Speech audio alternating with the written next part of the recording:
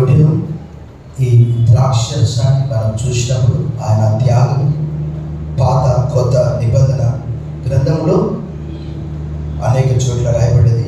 యోహాను రాసిన మొదటి పత్రికలోని ఒక లేఖన భాగము మనము 9వ వచనము మరియు 10వ వచనం చదువుకుందాం.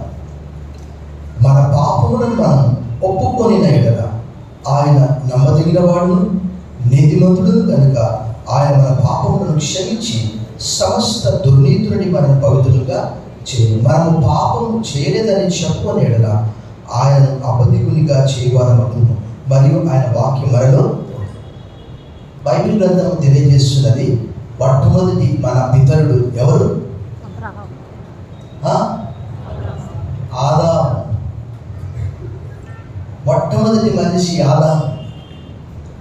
ఆదాము మొదలుకొని పాపము చేయని వ్యక్తి అంటూ ఎవరు? పౌలు గారు అదే గత వారం నేను చెప్పాను.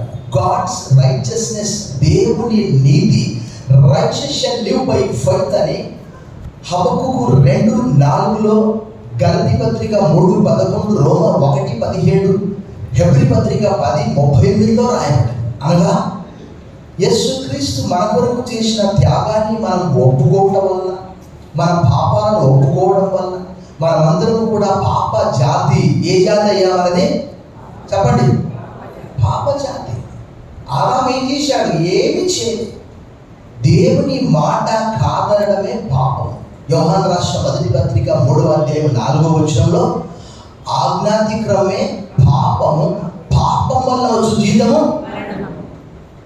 వెంటనే ఒక మాట చెప్పేశాడు, ఈ తోట వృక్ష ఫలములో దేన్నైనా తినవచ్చు, కానీ ఈ మంచి చెడ్డల తెలివినిచ్చు వృక్ష ఫలములు దినము నిశ్చయమనివో.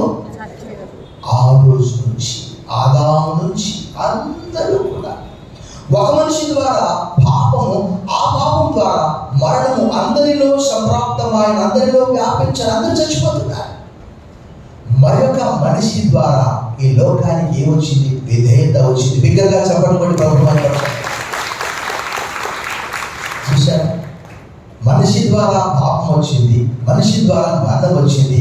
అదే మనిషి ద్వారా దేవుడు అనగా యేసుక్రీస్తు వాడు శరీరధారి మన మధ్య నివసించడనే మాట ద్వారా అక్కడ ఆయన ఈ లోకానికి ఎందుకు వచ్చాడంటే మనందరినీ కూడా ప్రేమించి యోహాను 3:16 ప్రకారం, 1:12 ప్రకారం, అంటే మనందరినీ కూడా తన కుమారులుగా కుమార్తెలుగా అంగీకరించడానికి దేవుడు ఏర్పాటు చేసిన ఏకైక మార్గము యేసుక్రీస్తు వారు. మరలా బిగ్గరగా చెప్పడం ప్రభుత్వం.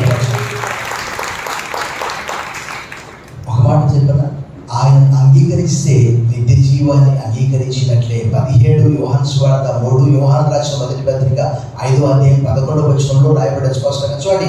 ఇదే యోహాను పత్రికలో ఉన్నాం కాబట్టి ఆ సాక్ష్యం ఏమనగా దేవుడు మనకు నిత్య జీవమును దయచేసెను. ఈ జీవం ఆయన కుమారుని ఎంత ఉన్నది. ఆయన అంగీకరిస్తే మనం దేన్ని అంగీకరించినట్టు?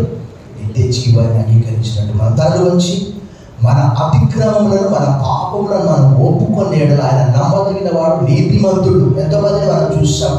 మన ప్రభు అలాంటి వాడు కాదు. క్షమించుటకు సిద్ధమనసు కలిగినటువంటి దేవుడు. కాబట్టి ఒప్పుకొని విడిచిపెట్టి నూతన జీవితాన్ని మనం జీవిస్తాం.